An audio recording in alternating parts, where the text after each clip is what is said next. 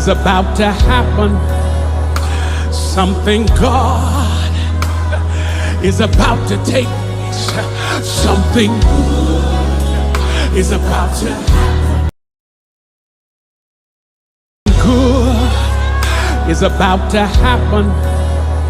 Something God is about to take place. Something is about to happen.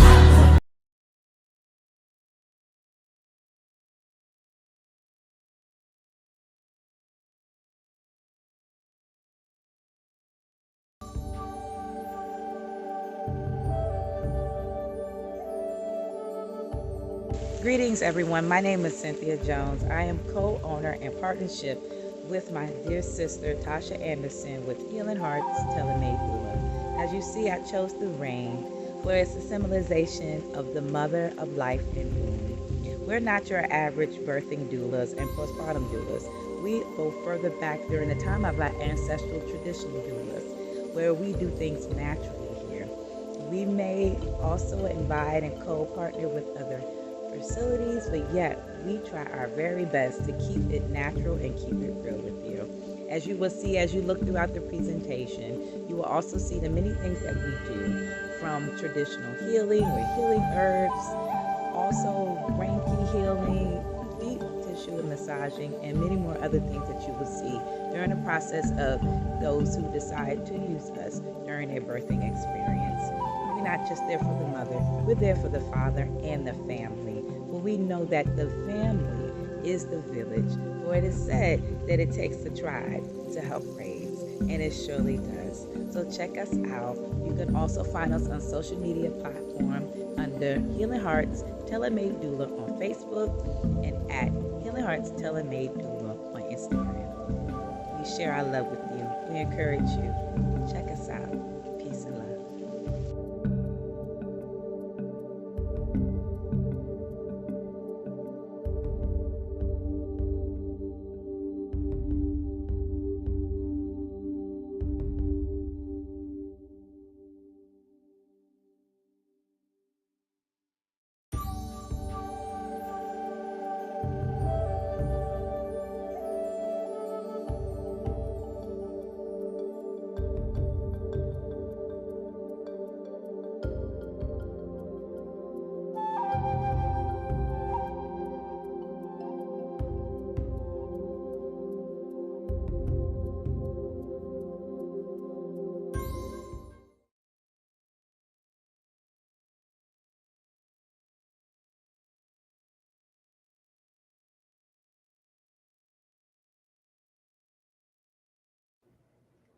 Welcome for everyone who is on Restream Live and on Instagram.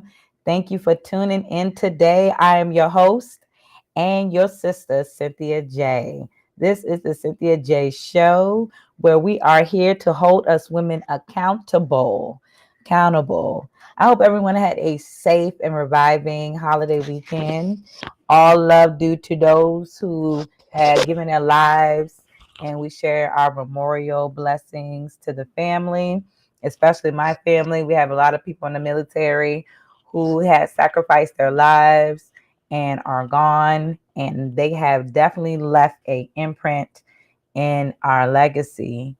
And I definitely truly thank you and miss you, all my great divine ancestors above and who are still present here in the land of the living. So with that being said, guys, before we get started on the show, if you haven't got a chance, for those who are still at work, on their way driving to get home, and those who are not doing anything, hit that button to get up on here right now. Next time, click on your notification on your app, on your YouTube videos, or even if you're here on Facebook, we're stream live and you share it.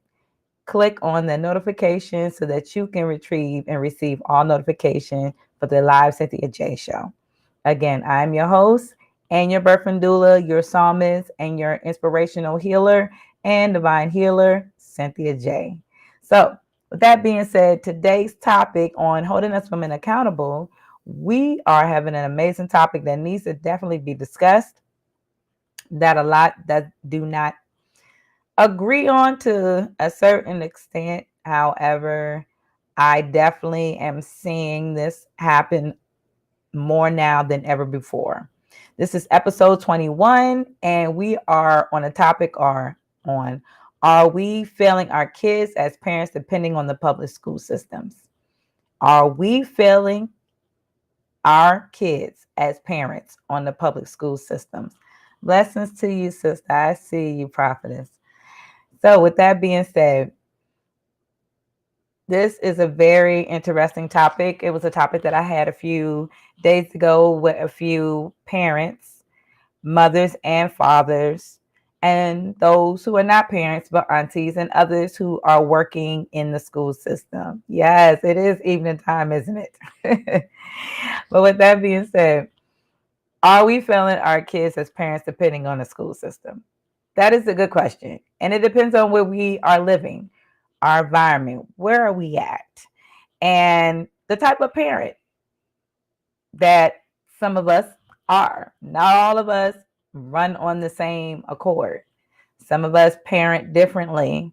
And with that being said, I do meet a lot of parents who I have encountered homeschooling. My daughter would tell me, hey, you need to put your child back in school, so forth and so forth. And they may be right with the social skills part.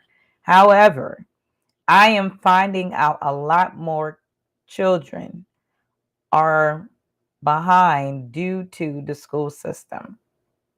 I'm also finding out that some parents are not like most parents, where they are also still educating their children outside of the school system, even before. So, with that being said, are we failing our children by relying on the public school system? I hate to say this, but for some, yes. The majority that I meet, they do not take the time, man or woman, take the time to really root their children with some educational things.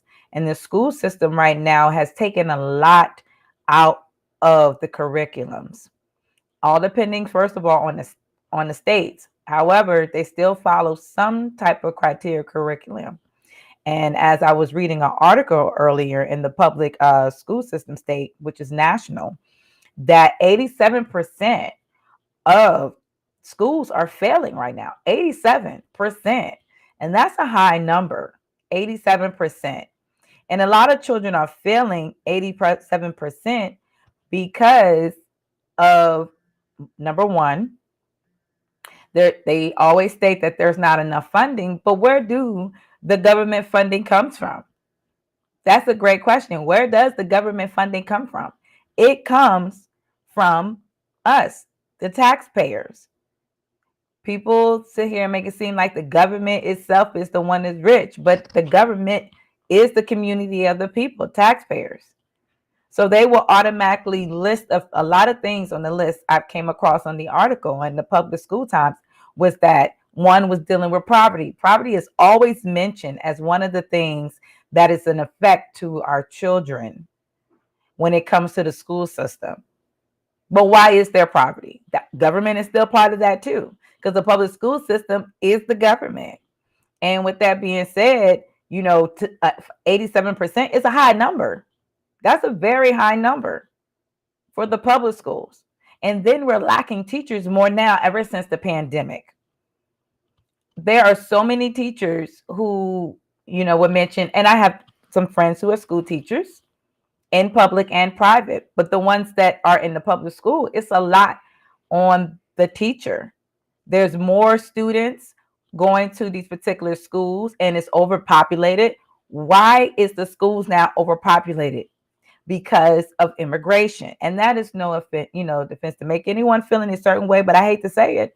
Since immigration and people getting over here illegally and being funded with taxpayers' money, year before last, over 1.7 million. And this came out the New York Times from last year. 1.7 million Afghanistans and Asians between 1.5 and 1.7 had been funded to come over this way. into the United States.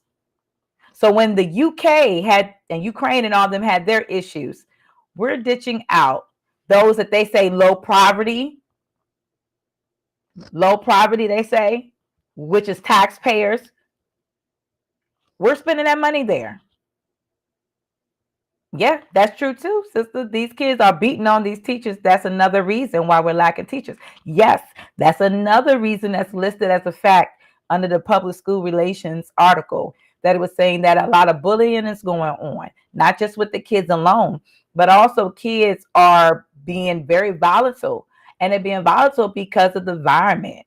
It doesn't matter really of the suburb area, but majority of the environment are, as we would think, to be middle class, but low poverty areas have more violence because of the things that are going on in the community, which is having a reflection from what's going on in our government. And again, one of the other things on the article has to deal with safety, security. They just had another article today mentioned on another elementary school kid came to the school with a soft handgun. How are these children walking around with guns at this age in a public school? That should be a concern to some parents and to some teachers. Some of these kids might be scared of their lives because of the violence that is going on. It might not just be bullying alone, but they may be carrying it because they're scared of what things could be going on into school from someone else. They could be scared also because of the bullying. They are, and as we see on a lot of many other reels and TikTok videos, how some of the teachers are approaching the kids. Not all the kids, and for those who are listening to this podcast, please do not take this on the wrong note. However, yes, there are children that are out here who have no home structure. No home structure, no home values, no morals, and no respect. I can definitely say this. A few days ago, one of my lovely ladies that I know, I will not say no names, I had to cause a correction, which I can tell that there is no home training where this individual is at. And it was very sad. In front of elders, their mouths dropped. And it had to take someone, me, because I was like, no one's going to say anything. If we don't say anything and correct our children, that is why they're going out here doing ruthless things. Technology is one of them. The environment, because of lack of resources, because our money that our government is using, supposed to be funding for us, taxpayers' money, you and I, we're going to work every day, working 9-to-5 jobs. Some states, every state gets a different pay. Get a different pay raise for a minimum wage. One state can be $9. I've seen in other places it's $7 still. $7.25. $7.75. But the inflation in the economy has risen up tremendously. And this is beyond the word sad. So then those resources that's supposed to be used for the betterment of our school system is being used elsewhere. So it's cutting from the school funding for safety, for security. It's cutting from the school funding for new books. It's cutting from the school funding to keep the kids' activities. Now, when you go to most places, you have to pay. You have to pay for the sports activities. This is going on in the public schools now. Some parents, they say, oh, we don't have to pay. Yes, you do. Other parents have to come together and do a donation box. So let's say you're a low-income single family mother, and you would like your child to be in an activity or a sport. Well, you can qualify for filling out a grant application with that academic and see if you qualify based off of low income. And however, even then, the system is so bad where it's affecting us in a way where we can't even do what we're supposed to do. So now you have some parents, which make you wonder, only God knows, how are they becoming parents? How are they teaching? Some parents are parents and don't even know how to be a parent. No one gives anybody a handbook on how to be a parent, but some of us are failing our children and others are not speaking up about it. Because now if you say something to a child, you're bound to have that parent try to say something to you. And now that behavior escalates into the school system. So now you have a classroom with one teacher and possibly an attendant if the attendant shows up, because now you have an attendant in the class with the school teacher, an attendant on the bus with the bus driver.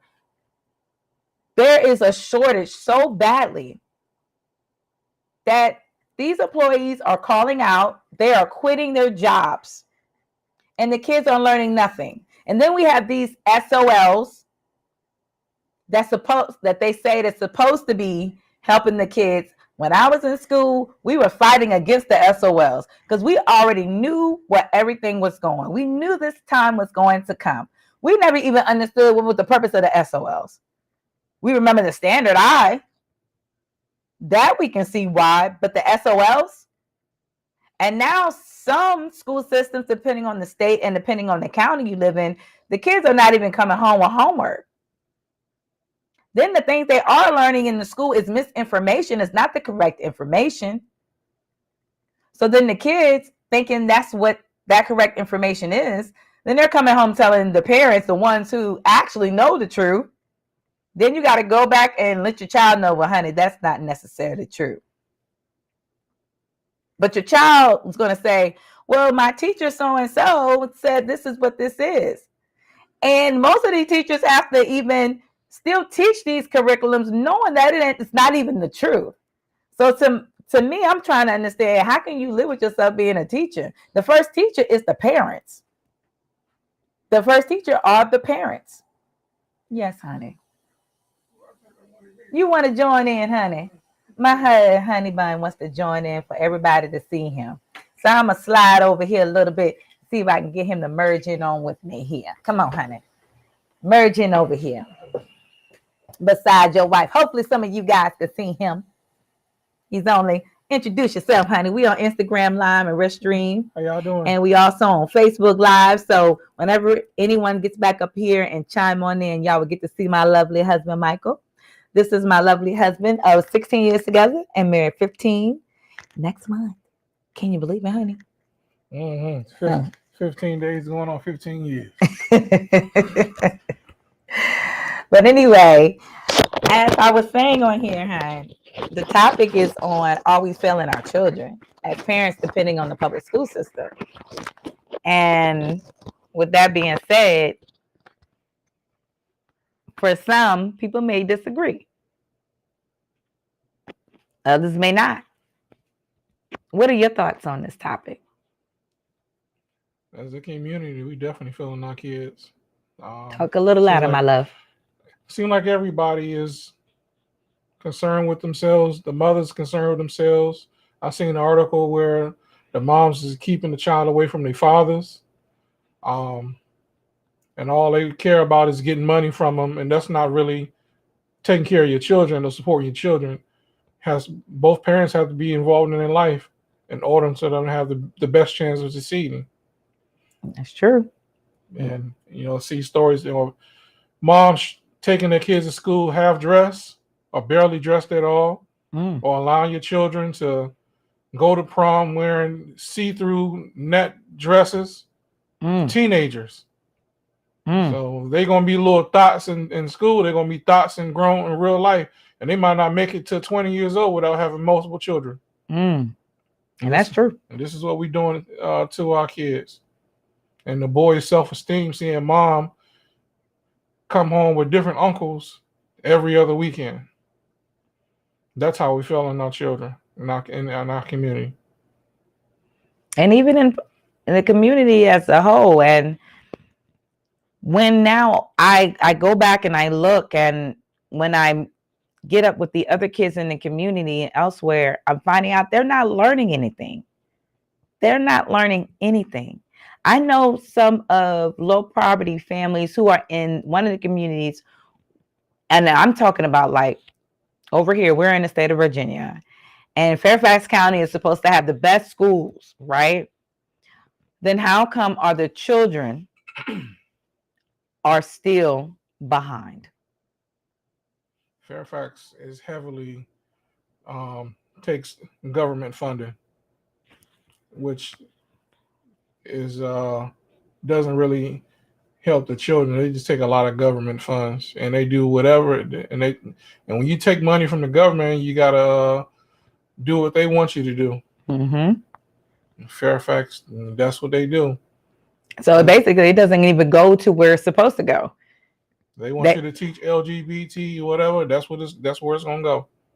Mm-hmm. And I've been seeing that a lot lately too.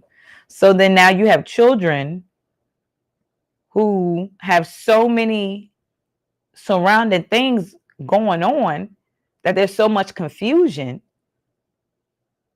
And then you have parents who don't know what's really going on with their children or what's going on in the schools, who are not proactive.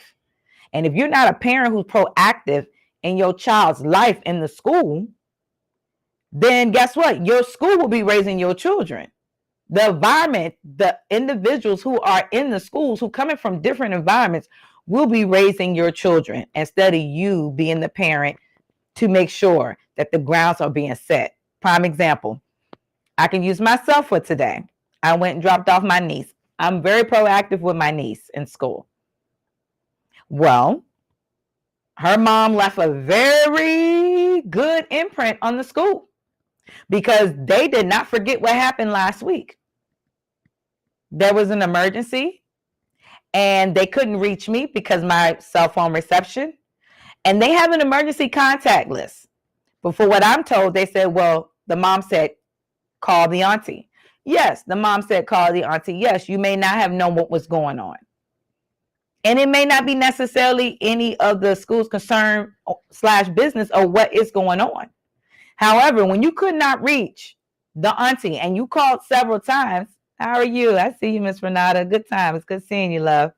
When you notice that you couldn't reach the auntie, then you have an emergency contact list. Go down the line. The excuse was, well, it was expressed to call the auntie. So we stuck with that. No, if I know, me being in the admin office, even though I heard the parents say, call the auntie, yet I know that there are multiple people on that emergency contact list. And this child is still here past school hours. I'm going to call the remaining of those on the contact list. I had to let them know that. I said she had every right. I was wondering when the time was going to come that this situation was going to happen. They didn't think that they saw themselves doing anything wrong. And I told them, I said, well, she just lost a relative, yet you still should have called everybody on that emergency contact list, because I know I would. When you go and apply for these jobs, it's called making a judgment call. You have to make a judgment call. Because if the child is left there, guess what the school is going to do? They're going to document that, and the next thing you know, CPS gets involved. All because the parent called you, told you to call them. She didn't have to tell you what the emergency situation was. But I had already knew about the situation before even seeing the school. So I know they didn't tell the truth, because she said, I told y'all I did not have my phone. It was an emergency to call the auntie. So as a parent, she did just right. She went in there. She put her foot down. She might have been a little outright, but she put her foot down. Now they know who her mother is. They know I'm auntie. They know we are on code. And we are proactive. We don't see no other parents do what we do. Everybody just goes and like they rag dogs being dragged and just going along with it. You cannot go along with everything dealing within the public school system, because your public school system will fail your children if you do that. And the teachers can't do everything. And yes, as parents, it is important that we participate in knowing what's going on in the class. Another thing, as parents, we need to get on the school system. Parents and teachers shouldn't have to always be paying for school supplies. That's what the public school funding is supposed to be for the government. Yet again, where does taxpayer money go to? Political agendas to neutralize Black people. That's where it's going. And it's affecting everywhere. Nobody's saying that, but people are saying that, but the mainstream is not saying that. No, because they're not for us. And we're not trying to make it about a race card, but the truth is the truth. You can't hide that. You cannot hide it, no matter what we say. The truth is the truth. Keep flooding the communities with immigration, dumping those on trying to neutralize our vote because so many Black people are not going to be going to the polls in the upcoming election. They're not going to be voting Democrat anymore. Nope. And this is not even about that anymore. This is about Black people our survival. Something. Black people want something for their vote. Yes. Not the same old thing we've been doing. And another thing too, the system hasn't even been staying on what it's supposed to. Yes, we have the law that states leave no child behind ever since when Bush was in office, and Obama revamped it. But did it help us? Technically, no. People got comfortable and you just let your children pass to the next grade level. Not getting them no help, no tutoring, no nothing. 12-year-olds, 13-year-olds that can't even read. Yeah, because last year I was in Dollar Tree, 18-year-old light-skinned young brother. Could not even count. He couldn't count. I had to help him. Had to show our daughter this, and she saw it. She wasn't good at counting because they changed a lot of the coins, especially the nickels. So the old nickels, you don't see them anymore like that. You see these new nickels, so they kind of blend in with the dimes. So she would have trouble. Now she does much better with her money. But once she saw this 18-year-old brother couldn't count his money, that 18-year-old brother didn't even last at Dollar Tree long. He was gone within a month. He would say, my mom, she's been telling me, keep doing, you'll do good. But then your mom is telling you this, but it makes me wonder, was your mom proactive with you counting your money? Did your mom, and I'm not trying to down mothers or fathers, but hate to say it for single moms, and I'm just happen to be blessed that I didn't get with the wrong type of man. Because my husband was teaching our daughter counting before I was. I just taught her her letters and her words. He taught her he was doing numbers and counting with her. You cannot find too many to do that. That is why it's so important as a parent, even if you're a single mom, whatever you're doing, remember, you cannot keep doing what you're doing. And this, again, is not to throw shade at you, but I have to be truthful. And the truth is the truth. There should be no excuses with educating your children first. All this music that's going on, that we're seeing on social media and TikToks and Reels and stuff that's being done with the children, even though music is supposed to be one of the things that elevate us, but some of the music is bringing down our vibrations. And when your children are going to these public schools, they're going to public school with a low vibration. Then they dealing with the bullying. Then they dealing with a ratio of 25 kids or more in one class, and the teacher can't get to every child. That's hard on the teacher. And bad enough, the parents can't teach the kids anything because they don't know anything. They have the kids at a young age, and they're not putting anything in the kids' head. So you got children raising children. Yep. Low vibration moms sending their kids to school, and when something happens, they don't know what to do. No, they do not. All they know how to do is whine and complain. They do not. No man around to help them. And we see a lot of that. And then that passes on to children who do have a two-parent home. Because then now the child sees what another child does, and then they try to pull it at home. We've experienced that multiple times. And then we have to nip it in the bud. We have to nip it real quick. And this generation, you can't just tell them like how we were growing up. Older generation would say, hey, no, you couldn't ask why. This generation want to know why. They're more advanced. However, I see you, love. Good seeing you, Ms. L. This generation is more advanced. So you have to explain to them why. Give them visual, because children are visual. Once you give them the visual and while you're explaining it to them, it's necessary.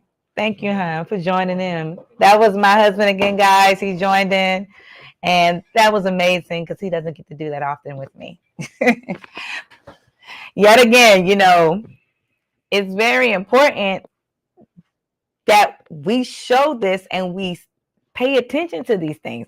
We shouldn't just talk about it anymore. We need to go out here and communicate with the children in the neighborhood. I walk around my neighborhood where my daughter goes around to, and I talk with the kids. I ask them, what have you learned in school today? That's the first thing I ask them. And they get quiet for some. Others, they'll be like, oh, I learned this and so and so and so and so. And then I'll say, well, did everybody understand it? And they'll say, no, not everybody understands it.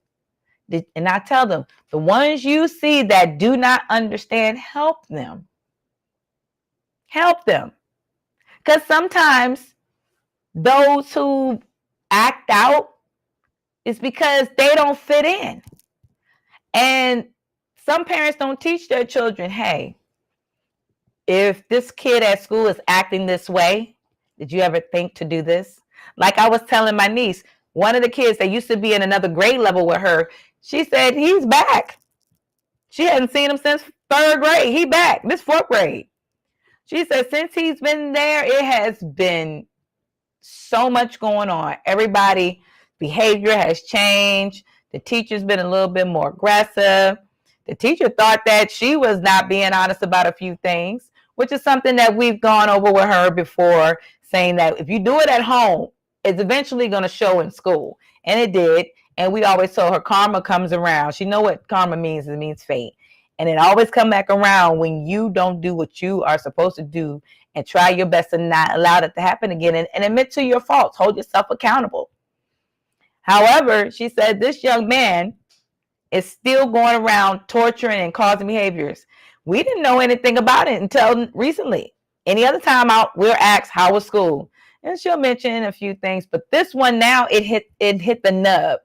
And she noticing that it's not just affecting her, it's affecting other classmates. And she's getting tired of it. And I had to tell her, I said,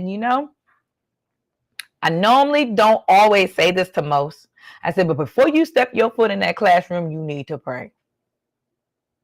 And pray for yourself and your teacher. Then you go to that desk and you pray where that student be at. And then you pray again. And every time he does something, you just, within your spirit, ask the ancestral angels to work on your behalf. So far, haven't heard anything, but we'll see. But I know for me, if I knew what I knew then, I would handle things differently. But these kids have it tremendously hard now. The peer pressure is really on, and peer pressure is not just in the school. Peer pressure is at home. You deal with a lot of society where there's abuse, misbehaviors. Now pedophilia is going on, LGBTQ thing is going on. The children are exposed to too much separation in the family homes. As my husband was saying, children having children, meaning young adults who haven't really fully matured mentally and spiritually and physically yet, all in one are now having children, and then they have not been taught, nor have they allowed life to teach them correctly, having children and doing these TikTok videos and these YouTube videos that I've been seeing. My daughter was watching. I was like, why are you watching? Oh, this is their parents and that's the kids. I said, the parents are young, Alyssa. Well, Mom, they're adults too. I said, they're young adults is what I told my daughter. They are young adults. I said, however, the things that they are doing don't mean it is right. The topics that they have on these YouTube videos are too grown. It blew my mind. I said, I look young and I know I ain't that old. I said, but we didn't do nothing like this. And even then, my generation was the genre that brought out the internet still. But then I'm finding out some now my age are doing what these younger ones are doing just to get followers. How are you, my love? Thank you for chiming in. Yeah, just to get followers. And it's sad. So you're willing to just to get followers to post this kind of stuff on your YouTube video or on your Instagram reels or on your TikToks, whatever, Snapchat, whatever it is, just to get views. And even though you have up there like it's kid friendly, it's not. It is sneaking in there.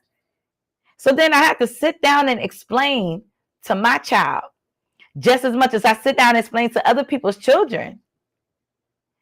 And then sometimes I have to explain to the parents. Well, we don't see anything wrong. We don't have that problem with our children. Then come find out later they do have a problem with their children because then their child did exactly what they did on there. Why should children be knowing about on a topic that's supposed to be kid friendly? My bestie took my boyfriend. What? Why do they need to be up there talking about my dad cheating on my mama? Some things are too much. Some stuff it just need to be where it needs to be without being on the internet.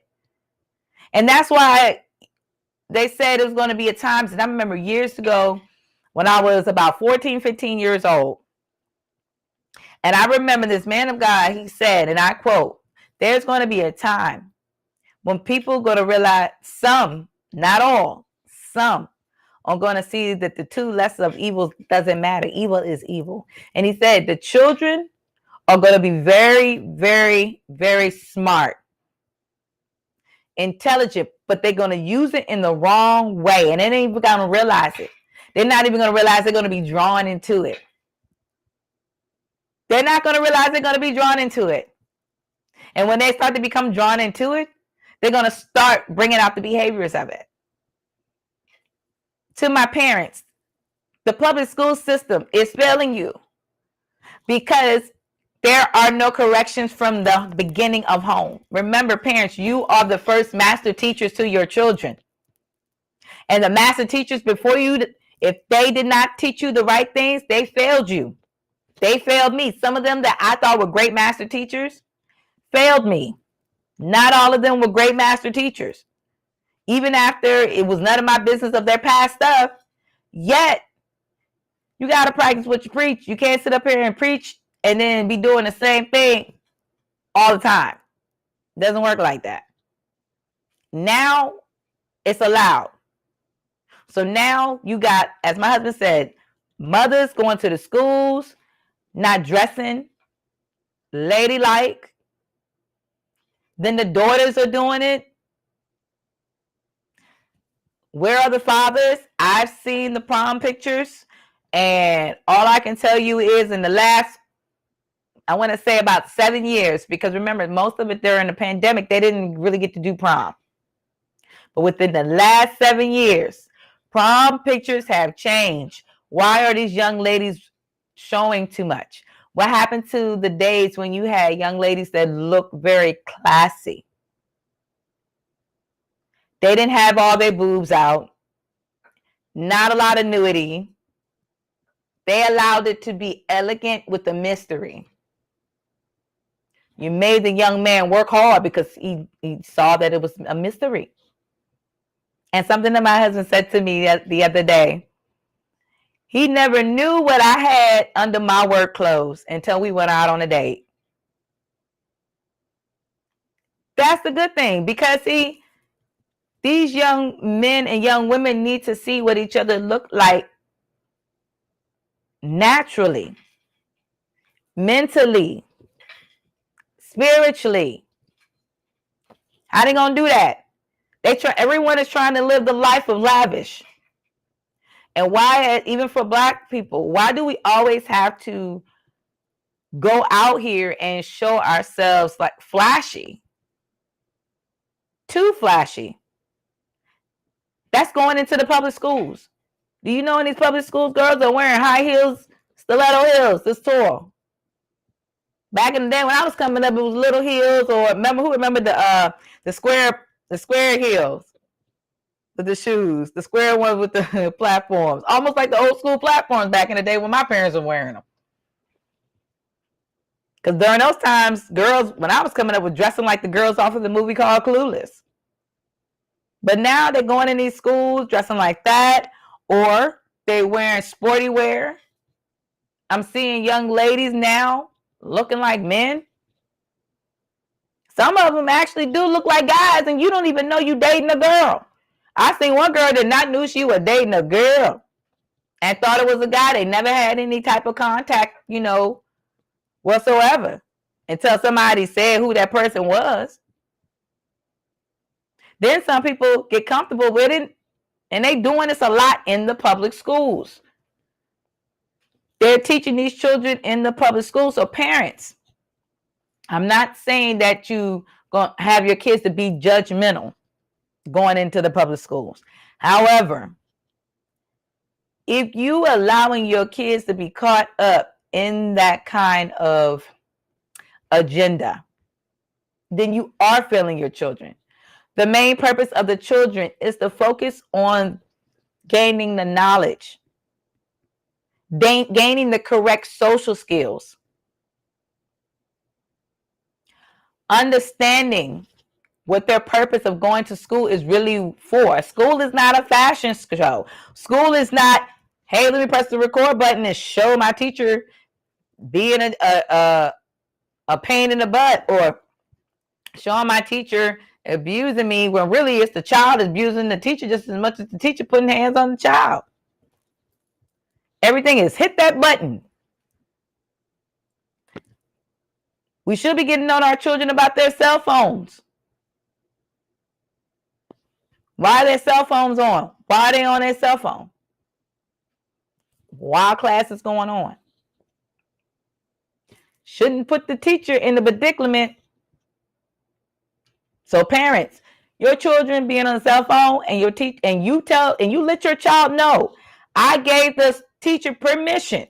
I don't need to get it from the principal. What happened to those parents? You go to the teacher and you say right in front of the child's face, I give the teacher permission to confiscate your cell phone if you are doing it out of disrespect and out of the proper protocol. Point blank. Principal will know about it too. It will be a written statement, because your duty is to learn. And you can't use an excuse. When we was coming up, cell phones was there, but if we turned around and we had the cell phones, then you better hurry and put it aside, because we didn't have all this smartphone stuff. We had cell phones, but you can only use it but for so much.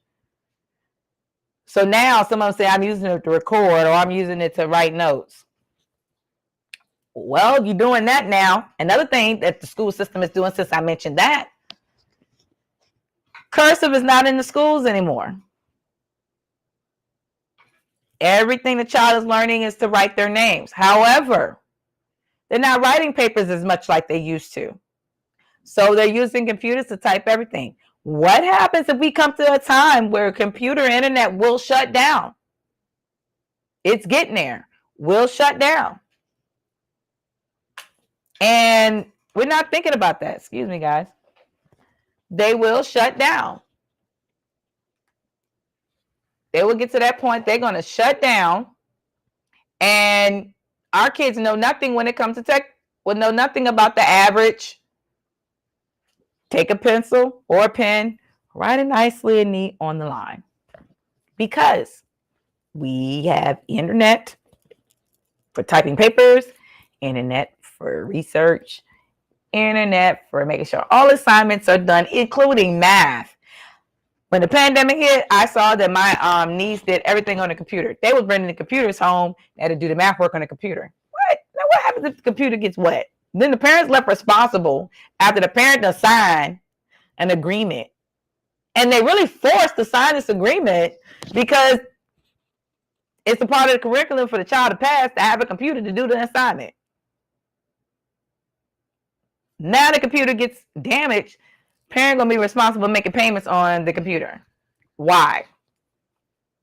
Happen to sticking to the notebooks, sticking to paper. Well, the schools do not have the funding for paper and ink anymore because of the government system. Resources are not going to the public school resources for the right reasons. So then we stuck with what we have. We stuck for what we have. What can we do about it? No other parent is talking about it.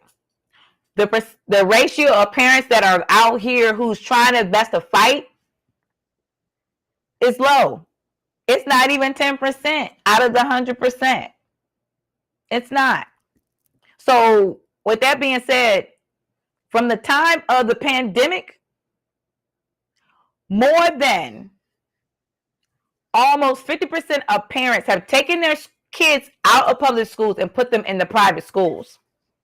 Though parents who are serious about their children's education, who are serious about their children's behavior. My daughter, when she was she's never really done a public school, but she still was around kids who was from public school and they brought those behaviors. So then she hanging with them, carrying that same behavior. But when she was in the private school, once she realized that, oh, I can't do what I do from here to there, in private school, she'll switch back up. And then she'll get back on track and then she'll be trying to hang with her friends and try to be nice. And she'll be like, okay, mommy, I can't be around them too long. I like my friends at private school because they're doing this. I said, well, baby, you just got to keep doing what you're doing and they'll come around for some. And it was working for her. It was working for her. However, the private schools are so booked now because of the lack of resources in the public schools. A lot of parents got tired of what was going on. Children getting left on the bus or not picked up. Children weren't getting home until 7 o'clock or 8 o'clock at night. This is now when the schools are fully full-time. Fully. That's ridiculous. Fully. How can we, as a people, handle this? Regardless if we are low poverty areas, since they say on the public school article of relations that, and this paper was updated back in around February, and then the other one was updated in January, listing majority of the schools who are so bad. Alabama, Mississippi, Kansas. I mean, that's just only a few I'm naming that was listed. Very, very badly. That should tell you that something is wrong here. Teachers are quitting. Remember that. Teachers are quitting. They can't do it no more. They can't take it no more. They don't want to deal with it anymore. They're tired of it. They're tired of having to consistently deal with being mentally drained. Not just the physical, from the children, but then they're going into the schools. They have to take in, like I said, more than 25 kids or more. And they mentally and physically are drained by the time they leave. And then they have to grade papers. Then they have to turn in the grades. That's part of the grading system. And it's like, Okay, the parent is saying to themselves, the teacher is saying to themselves, this is too much. So guess what the teacher is doing? Quitting the job. Quitting the job. They are quitting their jobs. And that goes to show right off top that the public school system is setting up single parents to fail while other parents who are not single parents. And even if there's some who are not single parents, if you are not doing what you're supposed to do as parents and participating and working too much and not checking behind your children, then you're failing your children too. Because when you're failing your children, you're failing yourself. When you're failing your children, you're failing yourself. But let me see if I can pull up this article, another article that I did come across. Y'all guys are going to be very amazed. Very, very amazed. Because this was like, are you serious? You know. Here's one again on public school reviews. And this is one of them that was updated February 22nd of this year. They also said that why 82% of public schools are failing. So they got a very big list. One was because of what is the No Child Left Behind Act. On here it said, according to the report at the Washington Post, the Child Left Behind Act was a signature that was supposed to be originated during the time of George Bush. And the goal was for to help kids be proficient in math and reading. Y'all hear that? Math and reading. So what happened? Let's find out.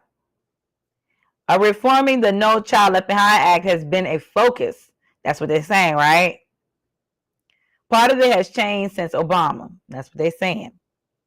So the shift of the purpose is simply to test score each year to actually monitor progress of schools is making towards producing more students who fall within math and reading guidelines. Another one, the bar is raised. This year, No Child Left Behind will come to the forefront in the agenda if the numbers of the failing schools predicted by the Education Secretary, Arne Duncan, is correct. And also said in the New York Times, Duncan has told Congress that more than 80,000 of the nation's 100 public schools will receive a failing grade this year under the act. That is a lot. Let me repeat this again. More than 80,000 of the nation's schools, of the nation's 100,000. 100,000. Y'all hear that? So the other 20,000 must be doing something. Where the other 20,000 at? We have no clue. Will receive failing grades this year under the act. The numbers are based on an analysis of testing trend and the current state of the act's pass-fail system used to rate the schools.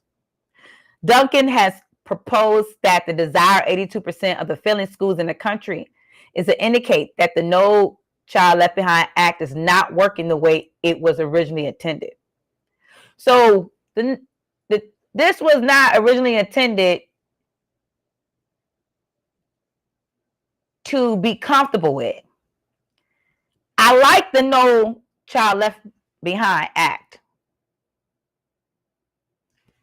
because some kids might be 2% away from. However, there should be some more tutoring, free resources with tutoring. Why are parents having to pay for summer school? It would work if parents didn't have to pay for summer school.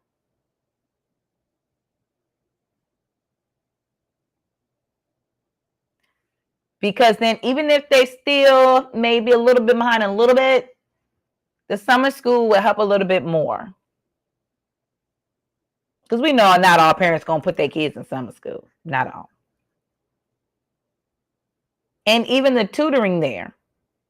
Because if government funding was paying for some of the tutors, it would help some of the kids to do better. Because most of these children, by the time they leave it, and again, think about it, one teacher teaching a whole class of 25 or more. And then they're not going home with homework anymore for some of these schools. That's not good.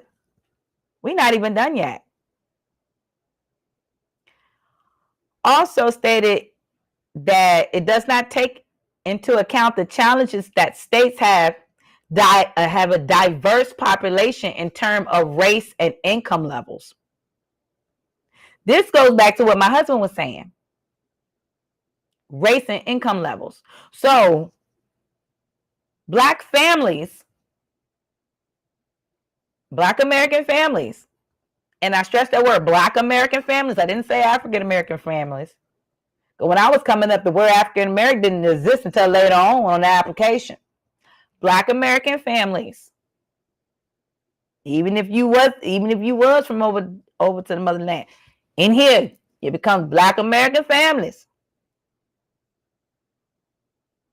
and others low grade underneath plays a major part in this. The race and income level.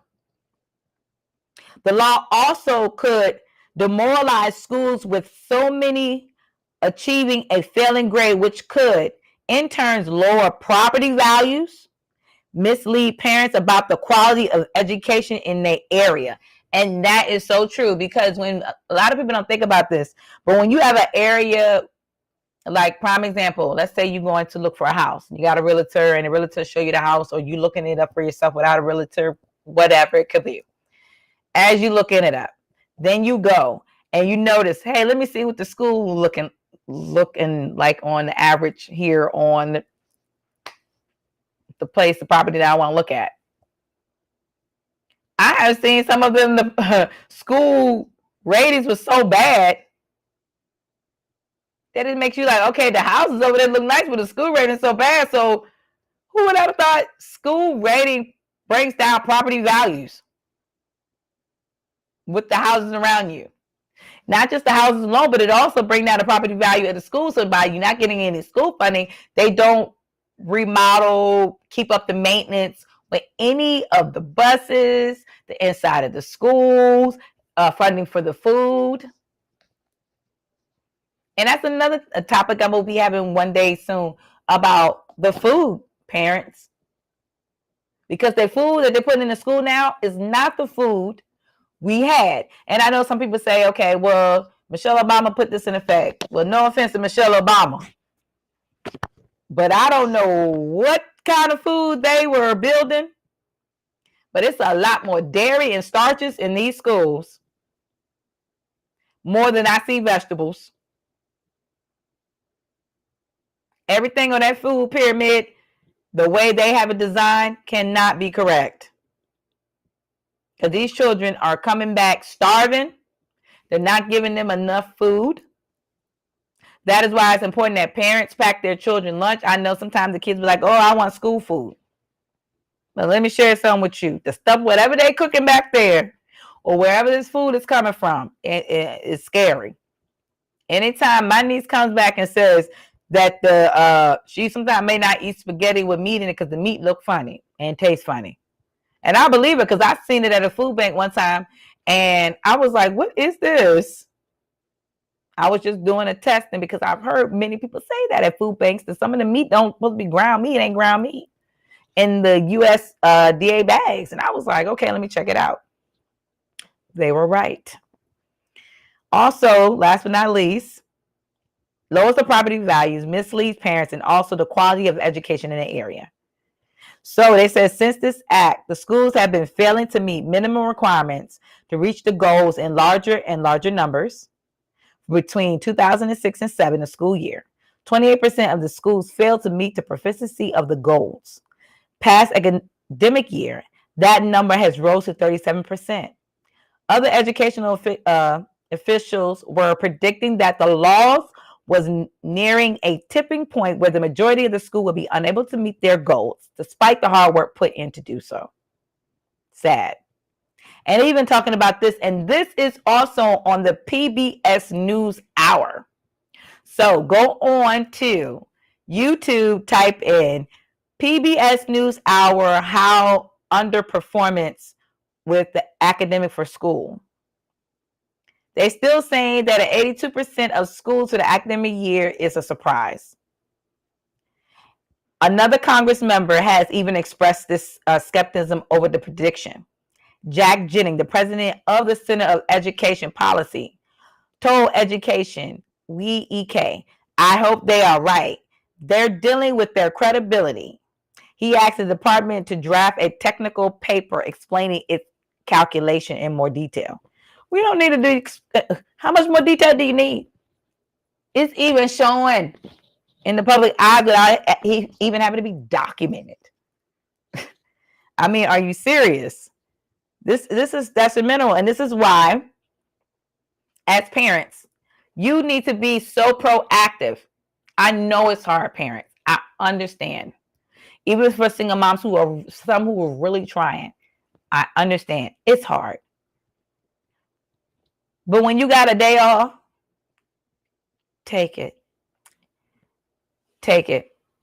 Don't let these schools stop you from going to check in on your children, pulling up a random moment. I used to just show up at my daughter's school, even when it was private. They were so happy to see me.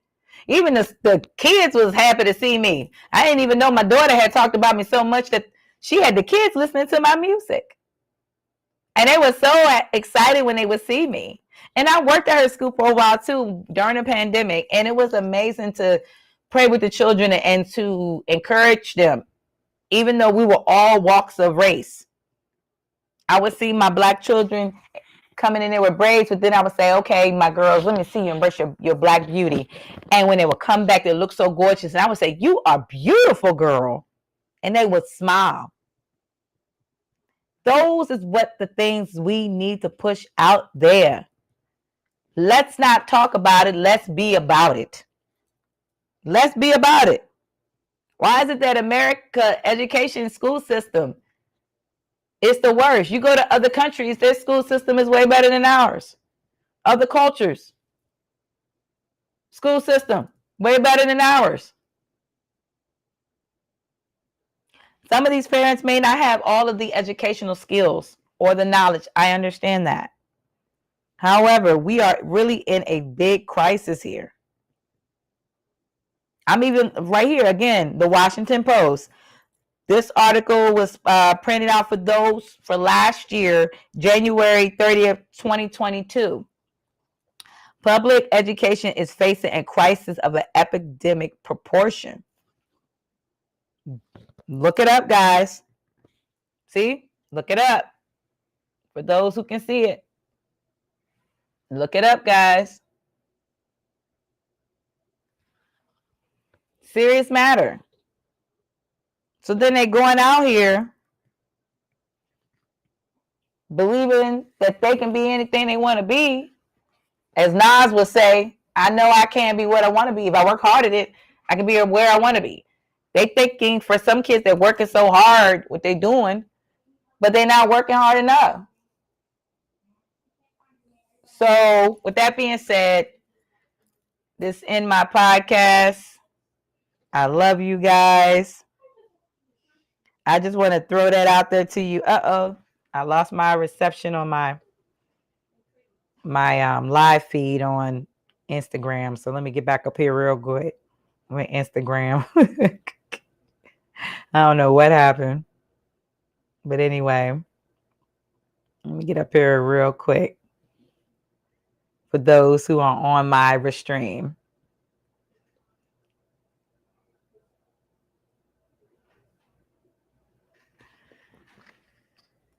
So with that being said, I'm sorry, guys. I lost my live feed on my Instagram. Again, thank you guys for chiming in for today's topic on are we failing our kids as parents depending on the public school system, episode 21. But with that being said, y'all continue to chime in. Much love to y'all. Love you guys. Also, check me out on my Linktree, Cynthia J. Gospel. You'll find all information there. If you like to book me for any events, for inspirational, for seminars, I'm also a birthing and postpartum doula. I'm also an inspirational healer. And I'm also a spiritual healer on top of a nutritionist on food healing. So hit your sister up. I am still learning many things, and I love it. God bless you guys. Enjoy your day. Peace and love. Get out there. Tune in with some other amazing brothers and sisters who are out here, who's really trying to do the hustle, who is really trying to get out here for the community of our people. Again, stay encouraged. Let nothing shake you. Let nothing move you. Keep me uplifted in your ancestral prayers as I do the same with you. Peace and love, and bless.